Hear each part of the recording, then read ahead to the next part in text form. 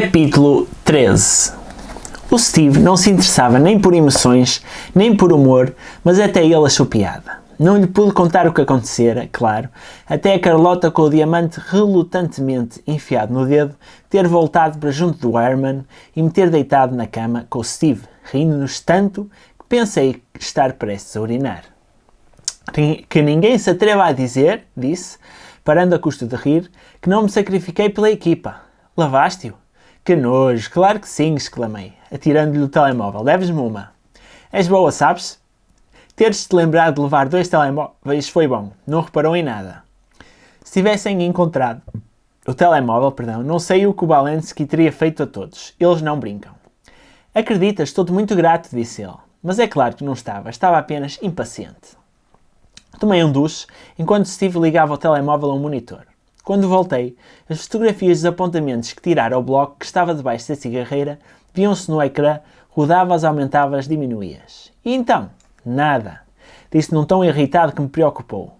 Tirei fotografias a tudo, tenho a certeza. No computador só tinha notícias sobre as transferências de verão da Premier League. Não há nada de interesse. Não foste tu que arriscaste que o Lenny te partisse o pescoço? Quem? Não interessa. Quero lá saber a Lauren, que se lixe, disse ele, pegando no telemóvel. Preciso fazer algumas chamadas. O seu tom tinha uma frieza que nunca ouvira. Na verdade, nunca vira o Steve a ser tão expressivo. Os gráficos que representavam o dinheiro talvez não passassem de um jogo, mas era um jogo que ele queria aguerridamente ganhar. Espera, trouxe mais qualquer coisa. Uma folha. Vou buscá-la. Despejei o conteúdo da mala Fendi minúscula no edredão. Cigarros, isqueiro, batom de brilho, pente, pastilhas do hálito, cuecas pretas de seda e a folha amassada que enfiara à pressa no maço de tabaco. Está aqui, pega! O Steve leu-a lentamente e, ao fazê-lo, a tensão esvaiu-se-lhe do rosto. Lauren, isto é de gênio, onde é que encontraste isto? Estava no chão ao lado da secretária, não me pareceu que tivesse caído de propósito. A empregada teria posto a folha no lixo. O que é? É claro que já a leram. Um nome. Uma data para algo que ocorria dentro de 2 dias e um ponto de interrogação escrevinhados a esferográfica. Rivoli, um consórcio de hotéis. Fez-me uma proposta de compra. Agora preciso mesmo de fazer alguns telefonemas. Obrigado, querida, disse ele, saindo do quarto e chamando o Tris com um grito. Esta treta toda de espião para obter informação privilegiada. Se eu não tivesse pesquisado qual era a pena de prisão por abusar deste tipo de informação, não perceberia porque o Steve estava tão entusiasmado, mas, se ele não fosse preso, ganharia bastante dinheiro e, apesar de ele poder pedir uma percentagem, havia outra coisa que ele poderia fazer por mim. E era útil saber que até os mestres do universo das finanças eram tão básicos no que dizia respeito aos segredinhos sujos. Outra coisa que eu descobri quando Mandarim estava ancorado ao largo de Ponza foi o obituário do James. Li-o na página da internet do Times, não tinha fotografia, provavelmente por respeito para com a família, mas mencionava a mulher Verónica. Rhodes como Cecil. Nunca me apercebera do apelido, JR como eu. Poderia tê-lo interpretado como um augúrio. Mencionava as várias organizações de caridade para as quais contribuíra, o banco onde trabalhava, ter jogado pela escola de Harrow, no campo de cricket do Lord's, o que era inimaginável que tinha uma filha, Flora, que haveria uma cerimónia de homenagem em seu nome dentro de um mês. Tinha 63 anos, vivera uma vida longa, tendo em conta o seu estado físico. O artigo só mencionava que morrera de ataque de coração, mas mesmo assim fiquei preocupada. Tranquei-me na casa de banho e peguei na mala da Loro Piana, onde guardava os meus pertences. O dinheiro estava enfiado num saco de papel. Ainda tinha cerca de 8.000 euros do James, para já não falar de alguns milhares que desviara durante as minhas viagens de compras. Levantara dinheiro algumas vezes da conta inglesa, quantias pequenas, para manter a impressão de que estava de férias, mas não poderia ficar no barco para sempre. O Steve começava claramente a fartar-se da ideia de viajar por prazer e estava ansioso por voltar a ganhar dinheiro a sério. Poderia pagar as contas durante alguns meses, até arranjar trabalho, mas o dinheiro não duraria muito, pelo menos em Londres. Também tinha de pensar que talvez não fosse fácil arranjar emprego no mundo da arte, pois chamara a um dos maiores peritos de Londres uma besta paneleira. A preocupação imediata era onde depositar o dinheiro. Não o queria fazer na conta inglesa, chamaria a atenção. Podia simplesmente ficar com ele, mas também não me parecia bem fazê-lo. Talvez fosse estúpido, mas queria que o dinheiro tivesse significado. Sempre tinha pensado que quem acreditava em horóscopos deveria perder o direito a votar, mas também quando o universo tenta dizer-nos algo, é uma burrice não ouvir. E não aguentaria voltar ao apartamento, aos livros e às torradas e às meias de senhora a secar no varão de chuveiro. Voltar a Londres, com o rabo entre as pernas e uma ninharia no bolso que gastaria em renda e contas, era no fundo uma derrota. Era um passo na direção de ver televisão ao fim do dia, ir ao pub à sexta-feira à noite, engordar lentamente por comer demasiado açúcar e levar com o vento na paragem do autocarro de College Road, uma casinha horrível e ir ao supermercado e o vómito à porta da Segurança Social, e as garrafas escondidas de micro-ondas e não atender quando tocavam a campainha, ao cheiro a gordura fria e a Rothmans e aos pratos de caril horríveis que formavam o aroma do meu desespero. Tudo o que sabia ser indecente desprezar, por serem a matéria de que era feito o dia-a-dia de tanta gente, mas o meu desprezo mantinha-me limpa e dura por dentro. Precisava de pensar, por isso fui ao convés. Estávamos ancorados a algumas milhas do porto principal, em redor só se via um iate de corrida em teca dos anos 30, fabuloso, cujos donos provavelmente escreviam a laia de barcos do Mandarim como tupperwares. Estava tudo em silêncio, ouvindo-se apenas o oscilar do casco ao sabor das ondas e o cantar dos grilos nos montes baixos ao longo da costa. A Carlota dormia à cesta com o Herman, enojada como sempre. O Steve estava debruçado diante dos monitores como sempre, concentrado como um alquimista. A água tinha tons de cauda de pavão, dourado, turquesa e verde, e era tão limpa que se viam cardumes de peixes minúsculos e prateados a nadarem perto da superfície. Despi o cafetã da Heidi Klein, o biquíni branco da Herse e saltei pela amorada, o sol da tarde a pulsar-me na pele nua. Subitamente, o mar pareceu fundo. Teria sido fácil cair, deixar-me afundar no azul delicioso, mas apesar de não haver ninguém a ver, não podia ser descuidada. Braços estendidos até abrir o externo, fletir a barriga das pernas, fletir os abdominais, encolher a cabeça, um mergulho perfeito de andorinha em voo.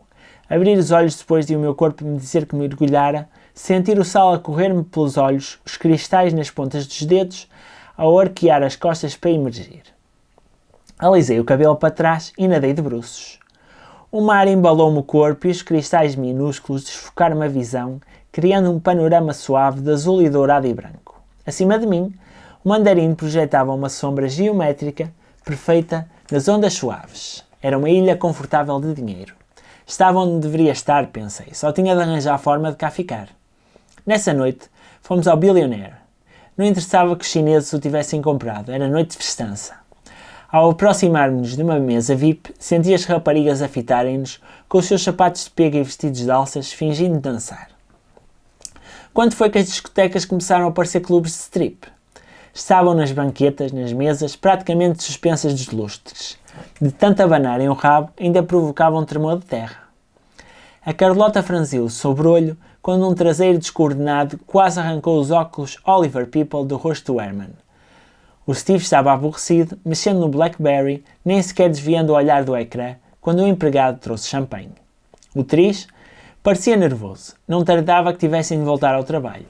Ele tocou no ombro do Steve, apontando para duas raparigas negras lindas, com cinturas impossivelmente delgadas e rabos pouco abaixo das omoplatas que se contorciam perto. O Steve acenou negativamente irritado. Era impossível falar e fazer-nos ouvir, por causa da música. Por isso debrucei-me e gritei ao ouvido do Steve. Desculpa, querido, mas tenho uma dor de cabeça horrível. Levas-me para o barco? O Steve não era um cavalheiro, mas parecia-me não estar interessado em ficar. Por isso, quando se levantou, o Tris olhou para mim com uma expressão grata. O Steve estendeu a mão e pousei a minha na sua palma macia e seca até chegarmos ao carro, e não resisti a sorrir triunfantemente ao levar a minha presa. Preparei-lhe um Tanqueray com água tónica, passando cuidadosamente uma fatia de limão na borda do copo e levando-lhe a bebida para onde estava, mudando de canal para ver as notícias no enorme televisor de ecrã de plasma. Ainda te dói a cabeça? Já não, aquele sítio era muito intenso, eu sei. Vimos a CNN durante uns minutos. Não havia forma discreta de começar a conversa, mas a subtileza também não era o forte do Steve. Steve? Sim. Tens estado a pensar, tens sido tão incrível a convidar-me para fazer esta viagem, a levar-me às compras e tudo. Queria agradecer-te, disse, e fui sincera. Olhou para mim subitamente nervoso. Pousei-lhe a mão no ombro. Nada disso. Acho que somos amigos, não somos? Mais ou menos? Claro. Tive uma ideia. Enquanto ajudava os compradores em Londres, nas suas eternas fugas aos impostos, aprendi a ser persuasiva. Queria abrir a minha própria galeria, expliquei, comprando e vendendo arte. Tinha algum dinheiro poupado, mas era inumerário, o que era difícil. Será que o Steve me podia ajudar a lançar o negócio? Se tivesse lucro, poderia comprar peças para ele, conversáramos o suficiente sobre a sua coleção para acreditar que eu partilhava o que ele acreditava ser o seu gosto em arte. Eu entendia o mundo da arte e sabia como o fazer ver as vantagens ao nível dos impostos. Se há algo que entusiasma os ricos, é a possibilidade de poupar quantias insignificantes em impostos. Onde queres depositar o dinheiro? Hesitei. Ora, são trocos, no fundo, cerca de 10.000 libras, pensei, talvez em Genebra? 10.000 libras era, não por acaso, a quantidade mínima para abrir uma conta num banco privado pequeno e não muito bem sucedido chamado Osprey. Encontraram-o durante uma pesquisa que fizera no computador portátil num café do Porto. Tenho um apartamento em Genebra. Que bom, queres lá ir? Ok, aceitas? Claro, peço ao Tris para tratar disso de manhã. Estou a ficar farto desta merda. Fiz-lhe uma festa no colo e acariciei-lhe o rosto. Amo-te, Steve. Vai ser incrível, prometo. Afastou-me, pousando as mãos nos meus ombros e fitou-me. Claro que amas, Lauren. Já o ouvira, certamente. Nunca saberia se uma mulher fora sincera ao dizê-lo. Não desviei o olhar. Durante um instante, talvez nos tenhamos sentido ambos humanos. Oh, desculpem. A Carlota. Não faz mal, respondeu Steve, e pressenti que não lamentava nada ter sido interrompido. Deixei-o ver a segunda parte de Matrix e fui dizer mal das pegas de Billionaire. Ir em classe executiva da Sardenha para a Suíça foi a primeira vez que virei à esquerda num avião. Era praticamente a primeira vez que andava de avião, pois a maioria das minhas viagens europeias fora feita de comboio. O Steve seguiria depois para os Estados Unidos, enquanto o Therese regressava de barco para a costa de Génova. Se estava aborrecido por lhe ter interrompido as férias num cruzeiro, teve bom senso de não o mostrar. Além disso, tinha alguns dias para fingir que o Mandarin era dele. Deixei um bilhete e 300 euros para a tripulação. Enfiei tudo nas malas e despedi-me da Carlota e do Herman, que me disseram de forma bem educada e desinteressada que gostariam que eu fosse ao seu casamento. Pedi que o bilhete de regresso fosse para Roma. Era uma vergonha não visitar a cidade novamente, tendo a oportunidade. Não conversámos muito durante o voo. Conversar exigia esforço ao Steve, a não ser falar sobre coisas que era dono. Presumi que era por isso que estava sempre a comprar coisas novas. Gostei do espaço e dos bancos de couro e os sorrisos rasgados das hospedeiras da Alitalia, com o cabelo apanhado e reluzente. O Steve não reparou, mas não era de admirar, pois o seu avião levá-lo-ia da Suíça no dia seguinte. Se fosse semelhante ao apartamento, não o invejava. A única coisa que me ocorreu ao chegar ao apartamento foi que Deus nunca resiste a uma oportunidade para exprimir o desprezo que sente pelo dinheiro. Agora já sabia por onde o Ian Schrager sabia de querer arrastar quando fosse morrer. Comprei a casa no ano passado. Tinha uma casa no lago, mas comprei o apartamento por ser mais o meu estilo. Foi decorado pelo Alberto Pinto. Será que tinha sobrado muita mármore em Carrara, quando o Alberto acabou? Passei pelo interior, olhando em redor. Tudo que não era de mármore preto, branco ou dourado era de chagrin lacado. A casa de banho parecia a cigarreira de Oscar Wilde. É impressionante, disse, conseguindo manter uma expressão séria, enquanto pensava que os novos ricos têm sempre péssimo gosto. Talvez seja apenas uma questão de tempo. A opulência grotesca deste século será o barroco extraordinário do próximo. A maior parte das peças está no escritório, disse o Steve, pressionando um botão que abriu uma porta escondida que parecia uma cortina de madrepérola. A sala era maior do que o meu apartamento em Londres, com uma janela de alto a baixo com vista para a passagem lúgubre de Genebra.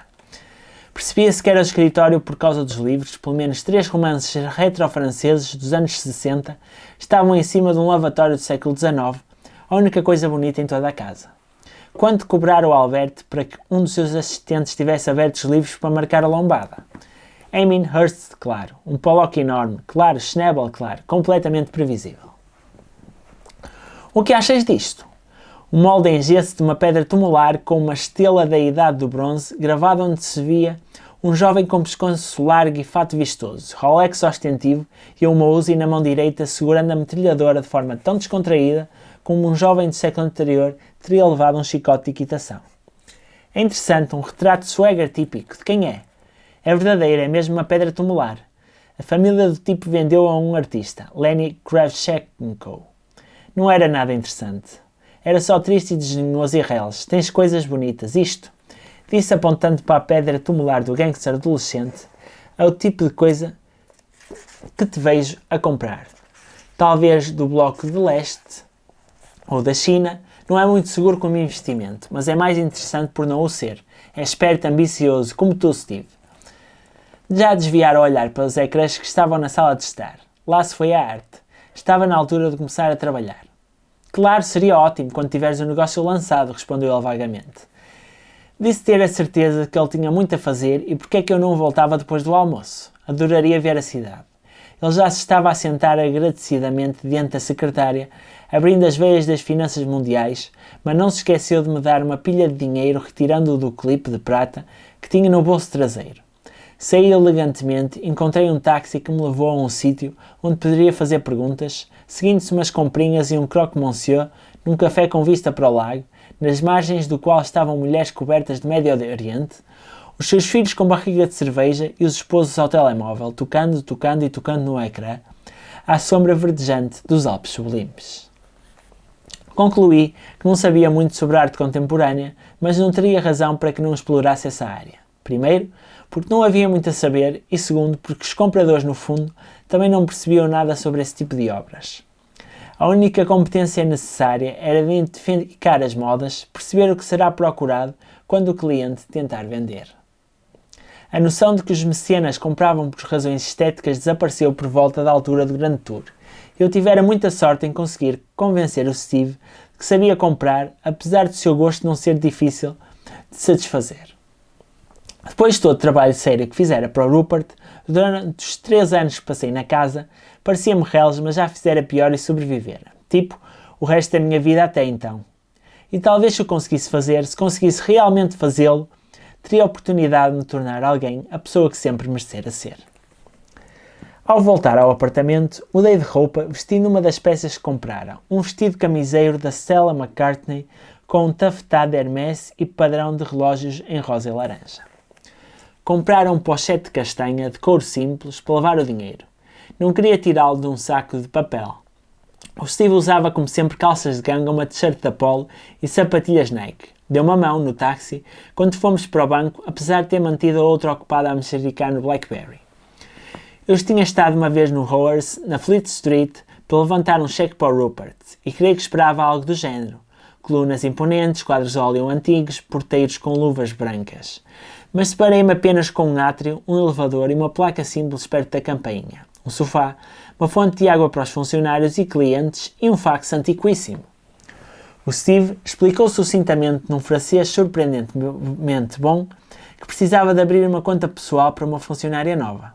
Assim que disse o seu nome, vi o general a babar-se. Fomos levados para uma sala ainda mais pequena, um mero cubículo com uma mesa e 3 cadeiras apressadamente encostadas. Mostrei o passaporte e trouxeram os documentos necessários. Assina aqui, Mademoiselle Rastlake, e aqui, disseram. Empurrei a pochete castanha e o gerente pegou nela sorrindo a custo, como se lhe tivesse dado uma fralda suja. O dinheiro vivo não era claramente de bom tom em Genebra, apesar de ter sido o dinheiro sujo a construir a cidade. O gerente pressionou um botão debaixo da mesa e uma rapariga elegante que usava blazer e calças pretas entrou e levou a mala, usando a mão como se fosse uma pinça de prata. Vi-a olhar para o Steve e pousei a mão por instantes no seu pulso. Passaram alguns minutos, durante os quais o gerente perguntou se eu gostava de Genebra e a rapariga voltou com a pochete agora flácida e uma caderneta bancária com o meu nome milagrosamente impresso na capa. Para onde gostaria que enviássemos a correspondência, mademoiselle? Raios, não tinha pensado nisso.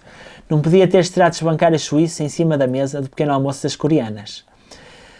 Estou à procura da residência, disse envergonhadamente. Claro, mademoiselle. Mas vai passar mais vezes por Genebra? Perguntou. Estava a tentar ajudar-me, tentando agradar ao Steve. Sim, naturalmente, tenho de vir à Arte Basel e nesse tipo de coisa. O Osprey providencia um serviço, uma caixa postal com uma chave única para si. Apenas para receber a correspondência, claro. Os nossos clientes apreciam o serviço quando viajam. Viajam. como a Holly Golightly. Seria perfeito, obrigada. Então é só assinar mais um documento, mademoiselle. A tipa de fato preto voltou a entrar e eu assinei. O Steve reparou em pouco do que se passara, ocupado como estava a mexer no telemóvel. Pude virar novamente à esquerda, no voo para Roma, ao início da noite. Recusei a oferta de um copo de champanhe com o ar cansado de alguém que viaja frequentemente em classe executiva, que, claro, adorava. Despedir-me de Steve foi embaraçoso, apesar de não me ter parecido que ele tenha sentido o mesmo. Apesar de não saber bem o que fizera por mim, fora extraordinariamente generoso e se tivesse sido outro homem, ter-me-ia despedido devidamente nos lençóis para a tese, cuidadosamente escolhidos pelo Alberto, mas tive bom senso de não o sugerir.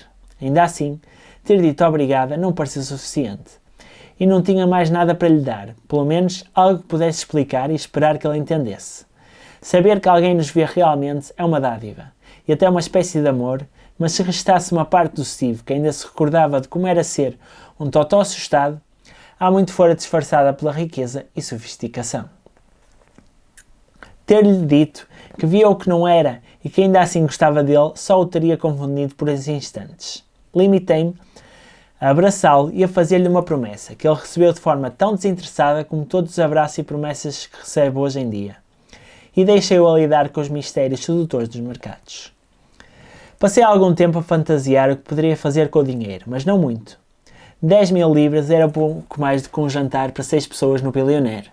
Com o dinheiro que guardara dos euros que Steve me dera, poderia passar uns dias agradáveis em Roma, ver quadros, comer bem. Quando voltasse a Londres, poderia transferir 2 centenas de libras para a minha mãe, ficar no apartamento até encontrar trabalho numa galeria de arte contemporânea, comprar cuidadosamente algumas peças enquanto trabalhava e esperar para ver.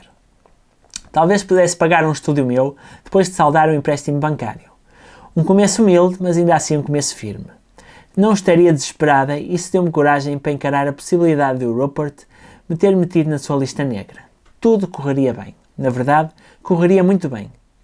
Quando aterramos, tivemos de esperar na pista para desembarcar para o aeroporto de Fiumicino e os italianos ligaram os telemóveis. Fiz o mesmo e enviei uma mensagem de texto ao Dave.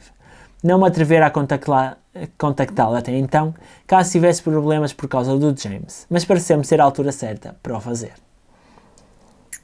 Olá, é Judith.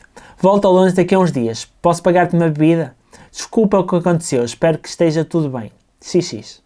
Respondeu, perdi o emprego por tua causa. Pensa nisso, D. Subitamente estava no Gestado Club a analisar a mensagem desarticulada do namorado. O que significaria teu e eu enviado um beijo. E 2. Sabia o que significava ele não ter enviado nenhum beijo. Fúria. O que levara o Rupert a despedir o Dave. Ele limitara-se a fazer o que eu lhe pedira. Não merecia ser despedido. Telefonei-lhe imediatamente. O que quer, Judith? Perguntou. Ouvi o televisor ao fundo, mas o ruído não abafou tão cansado e enojado da sua voz. Desculpa, Dave, não fazia ideia. Vou ligar ao Rupert e explicar que foi culpa minha. Nunca te teria pedido ajuda se pensasse que podias ser despedido. Sei que o teu emprego era importante. O Rupert não tinha o direito de despedir. Terminei derrotadamente. Mas despediu. Desculpa.